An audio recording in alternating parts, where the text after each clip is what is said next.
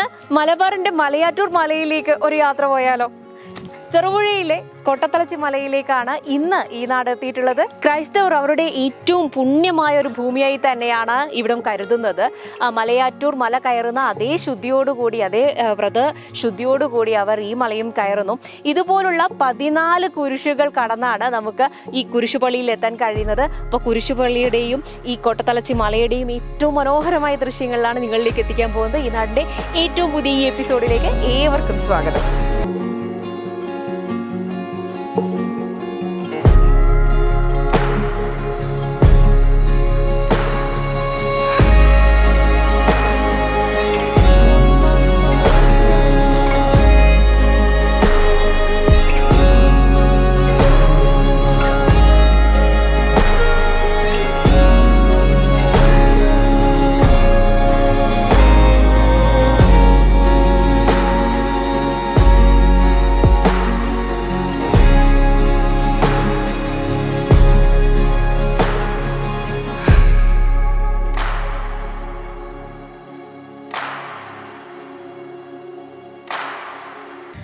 ഈ കുരിശടികൾ ഇങ്ങനെയുള്ളതും കുരിശുപള്ളിയുള്ളതും ഒക്കെ കൊട്ടത്തലച്ചിയെ കൂടുതൽ ആളുകൾ ഇവിടെ എത്താൻ കാരണമാകുന്നുണ്ടെങ്കിലും ഈ ഒരു ഭക്തിയുടെ തലം മാത്രമല്ല കൊട്ടത്തലച്ചിയെ ആളുകളെ മാടി വിളിക്കുന്നതിന് പ്രധാന കാരണം.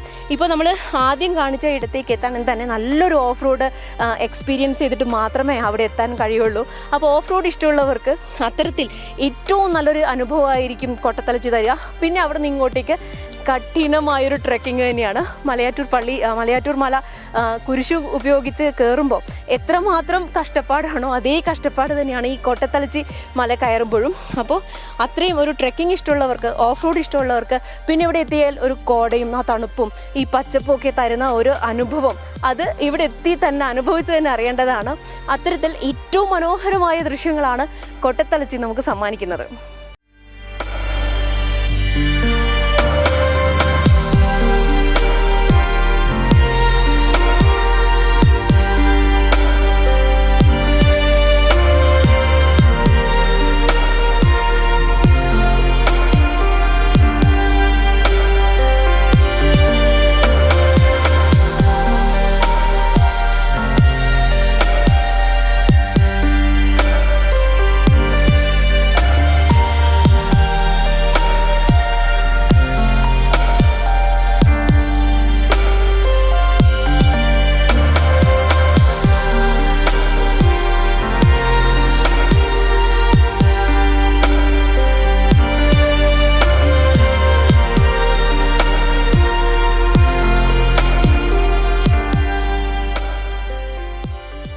നല്ല ആരോഗ്യവും ട്രക്കിങ്ങിനോടൊക്കെ അടങ്ങാത്ത അഭിനിവേശമുള്ളവർ മാത്രം കൊട്ടത്തലച്ചിയിലേക്ക് വന്നാൽ മതി എന്നാണ് കേട്ടോ എൻ്റെ അനുഭവം. കാരണം ട്രെക്കിംഗ് എന്നൊക്കെ പറഞ്ഞാൽ അതികഠിനമായ ട്രെക്കിംഗ് ആണ്. ഞാൻ ആദ്യം പറഞ്ഞ പോലെ ഓഫ് റോഡും നമ്മൾ 2 വീലറിലാണ് വന്നത് എന്നുകൊണ്ട് മലയുടെ ഏറ്റവും താഴ്വാരത്താണ് നമ്മുടെ വണ്ടി പാർക്ക് ചെയ്തത്. അവിടെ നിന്ന് ഓഫ് റോഡ് നടന്ന് കയറാമെന്നൊരു വ്യാമോഹമായിരുന്നു, പക്ഷേ കഴിഞ്ഞില്ല. അങ്ങനെ മുകളിലേക്ക് കയറാൻ വേണ്ടി യാതൊരു വഴിയുമില്ലാതെ നമ്മൾ നിൽക്കുമ്പോഴാണ് അതുവഴി ഒരു വാഹനം വന്നത്. ദൈവദൂതനെ പോലെ എന്നൊക്കെ പറയില്ലേ, അതുപോലെ ഒരു വാഹനം വന്നു. നമ്മൾ ലിഫ്റ്റ് ചോദിച്ചു. അവരുടെ നല്ല മനസ്സ് നമ്മളിതാ ഈ മലയുടെ താഴെ വരെയും നമ്മളെ കൊണ്ടെത്തിച്ചിട്ടുണ്ട്. ഈ പടി കയറി വരുന്ന അല്ലെങ്കിൽ ഈ ഒരു ട്രെക്കിംഗ് മാത്രമേ നമുക്ക് ചെയ്യേണ്ടി വന്നിട്ടുള്ളൂ. അതുകൊണ്ട് തന്നെ ട്രെക്കിംഗ് ഇഷ്ടമുള്ളവർക്ക്, ഓഫ് റോഡ് ഇഷ്ടമുള്ളവർക്ക് മാത്രം ചൂസ് ചെയ്യാൻ പറ്റുന്ന ഒന്നാണ് കൊട്ടത്തലച്ചി മല എന്നാണ് എനിക്ക് പറയാനുള്ളത്. ബുള്ളറ്റ് ആണെങ്കിൽ കയറി വരുന്നുണ്ട്, അതുപോലെ ജീപ്പും നന്നായി കയറി വരുന്നതാണ്. മറ്റു വാഹനങ്ങളിൽ വരുന്നവർ ഈ കാര്യങ്ങളൊക്കെ ഒന്ന് ശ്രദ്ധിച്ച് കൊട്ടത്തലച്ചിയിലേക്ക് വരുന്നതായിരിക്കും നല്ലത്.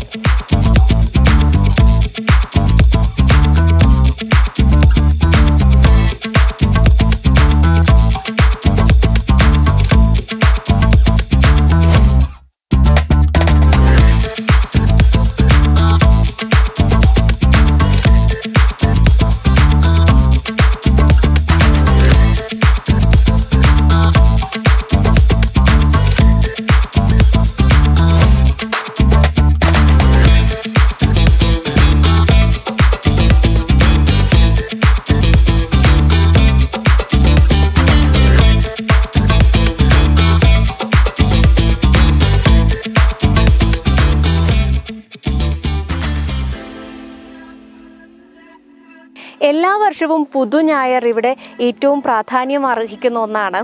ഇത്തരത്തിൽ ഇത്തവണത്തെ പുതുഞായർ കഴിഞ്ഞപ്പോഴാണ് ഈ തിരിക്കാലുകൾ, ഇരുമ്പിൽ തീർത്ത തിരിക്കാലുകൾ ഭക്തർക്ക് വന്ന് കുരിശിന് മുന്നിൽ മെഴുകുതിരി കത്തിച്ചു വയ്ക്കുവാനുള്ള സ്റ്റാൻഡ്, ഇരുമ്പിൽ തീർത്ത സ്റ്റാൻഡാണിത്.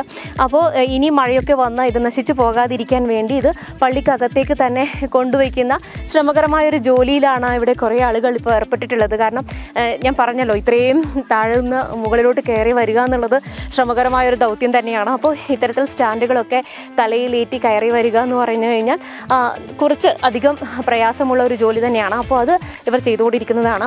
അപ്പോൾ ഭക്തർ ഇവിടെ മെഴുകുതിരി കത്തിച്ചു വയ്ക്കുകയും പ്രാർത്ഥനകൾ നടത്തുകയും ഒക്കെ ചെയ്യുന്നു. ഇത്തരത്തിൽ നിശ്ചിത അളവിൽ 14 കുരിശുകളാണ് ഇവിടെയുള്ളതെന്ന് പറഞ്ഞു. മാത്രമല്ല ഈ കുരിശിനടുത്തായി തന്നെ ഈശോ അന്ന് അനുഭവിച്ച യാതനകൾ ഓരോന്നും ഫോട്ടോ സഹിതം, ചിത്രം സഹിതം ഇവിടെ കൊടുത്തിട്ടുണ്ട്. അപ്പോൾ കയറി വരുന്നവർക്ക് അന്ന് അദ്ദേഹം അനുഭവിച്ച യാതനകൾ എന്തൊക്കെയാണ് എന്ന് വായിച്ച് മനസ്സിലാക്കി, അല്ലെങ്കിൽ കണ്ടു മനസ്സിലാക്കി, 14 ഇടവും കണ്ടു മനസ്സിലാക്കി തന്നെ ഈ കുരിശുപള്ളിയിലേക്ക് എത്താൻ കഴിയും.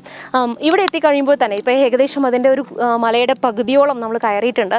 ഇവിടെ എത്തുമ്പോൾ തന്നെ കാണുന്ന ഒരു വ്യൂ പോയിന്റ് എന്നൊക്കെ പറയാം ഈ ഒരു ഇടത്തിനെ. അത്രയും മനോഹരമായ ഒരു വ്യൂ ഇവിടുന്ന് കാണാൻ കഴിയുന്നുണ്ട്. ഇടയ്ക്കിടയ്ക്ക് കോട വന്ന് അതിനെ മൂടുന്നുണ്ട്. ചെറിയൊരു കാറ്റടിക്കുമ്പോഴത്തേക്ക് തന്നെ കോട മാറി വീണ്ടും ആ ദൃശ്യം നന്നായി നമ്മുടെ മുന്നിൽ തെളിയുന്നുണ്ട്. അത്രയ്ക്ക് ഭംഗിയുള്ളൊരു കാഴ്ച കൂടി നമുക്ക് ഈ ഇടത്തു നിന്ന് സമ്മാനിക്കുന്നുണ്ട്.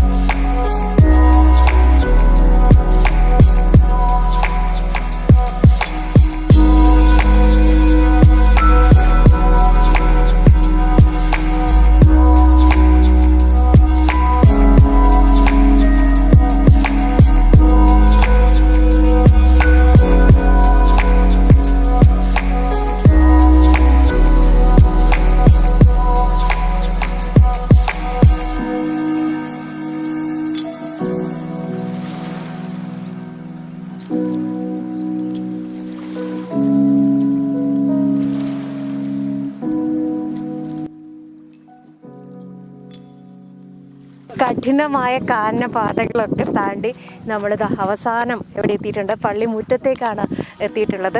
നല്ല ഒരു ട്രെക്കിങ്, അതുപോലെ തന്നെ നല്ലൊരു ഓഫ് റോഡ്, ഏറ്റവും മനോഹരമായ ഒരു അന്തരീക്ഷം, തണുത്ത കോട വന്ന് മൂടുന്ന ഒരു അന്തരീക്ഷം. അത്തരത്തിൽ മനസ്സിനെ അങ്ങനെ തന്നെ ശാന്തമാക്കുന്ന ഒരു ഇടമായി തന്നെയാണ് ഇവിടെ എത്തുമ്പോൾ നമുക്ക് തോന്നുക. അപ്പോൾ പള്ളിക്ക് തൊട്ട് മുന്നിലാണ് ഞാൻ എത്തിയിട്ടുള്ളത്.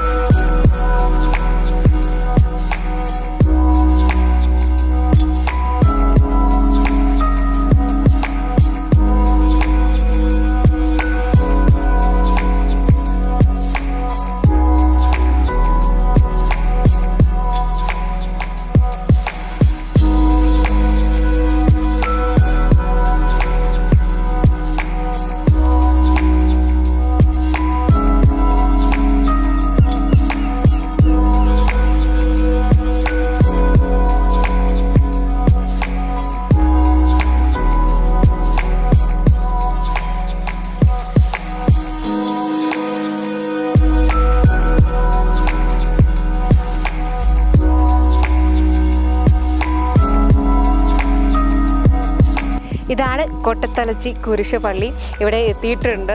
ഇവിടുന്ന് കാണുന്നൊരു വ്യൂ എന്ന് പറഞ്ഞു കഴിഞ്ഞാൽ വളരെ മനോഹരമായ, ഏറ്റവും സുന്ദരമായി, നമ്മൾ സ്വർഗത്തിലാണോ നിൽക്കുന്നതെന്ന് പോലും തോന്നിപ്പോകുന്ന അത്രയും മനോഹരമായൊരു ദൃശ്യം തന്നെയാണ്. ഇവിടുന്ന് ഞാൻ പറഞ്ഞില്ലേ കോട വന്ന് മൂടുന്നു എന്ന്, ആ ഒരു തണുപ്പും ഇവിടെ വന്ന് നിന്ന് മാത്രമേ നമുക്കത് മനസ്സിലാക്കാൻ പറ്റൂ. പറഞ്ഞ് അല്ലെങ്കിൽ ക്യാമറയിലൊക്കെ കാണിച്ച് എത്രത്തോളം നിങ്ങൾ മനസ്സിലാക്കിയെടുക്കാൻ പറ്റുമെന്ന് എനിക്കറിയില്ല. പിന്നെ നടന്നു വന്ന ഒരു പാതയുടെ ഒരു കാഠിന്യമൊക്കെ ഞാൻ പറഞ്ഞു. അപ്പോൾ ഇവിടെ കുരിശും കൊണ്ട്, ഇത് വലിയ മരത്തിൽ തീർത്ത കുരിശും കൊണ്ടൊക്കെ ഭക്തർ ഇവിടെ കയറി വരുന്നുണ്ട്. അത്രത്തോളം ഭക്തിയുടെ ഒരു തലത്തിൽ നോക്കിക്കഴിഞ്ഞു കഴിഞ്ഞാൽ അതും ഇവിടെ ഏറ്റവും മനോഹരമായി ഇവിടെ ആളുകൾ, ഭക്തർ വന്നു പോകുന്നൊരിടമാണ്. അല്ലാതെയും ഒത്തിരിയേറെ ആളുകളെ കൊട്ടത്തലച്ചി മല ഇങ്ങോട്ടേക്ക് സ്വാഗതം ചെയ്യുന്നുണ്ട്.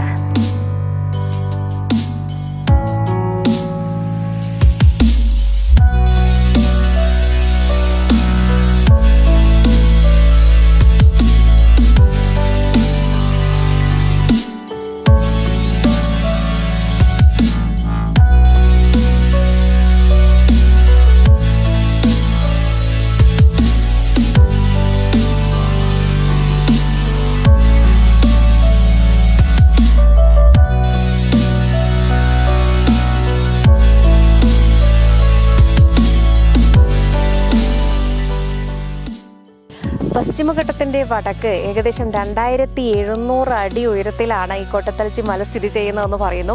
അതുകൊണ്ട് തന്നെ ഇവിടെ നിന്ന് നോക്കിയാലുള്ള വ്യൂവും അടിപൊളിയാണ് എന്ന് ഞാൻ നേരത്തെ പറഞ്ഞു കഴിഞ്ഞു.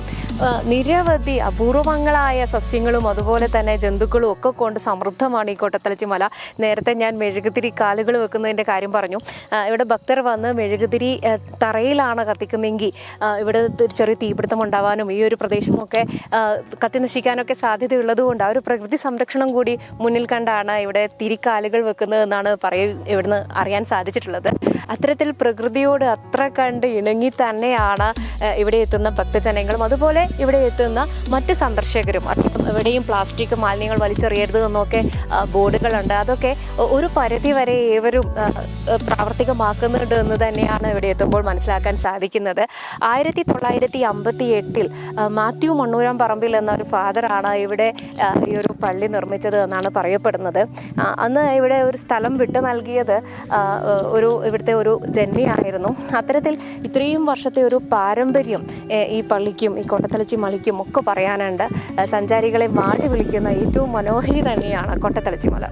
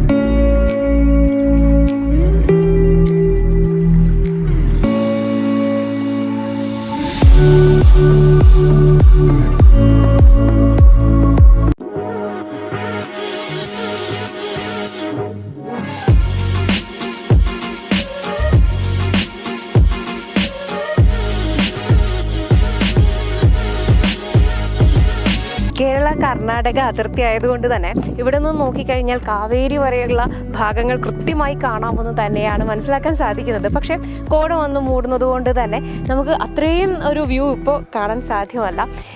കോട മാറിക്കഴിഞ്ഞാൽ നമുക്ക് പയ്യന്നൂർ വരെയൊക്കെയും ഇവിടെ നിന്നാൽ കാണാൻ സാധിക്കുന്നു എന്നാണ് ഇവിടുത്തുകാർ പറയുന്നത്.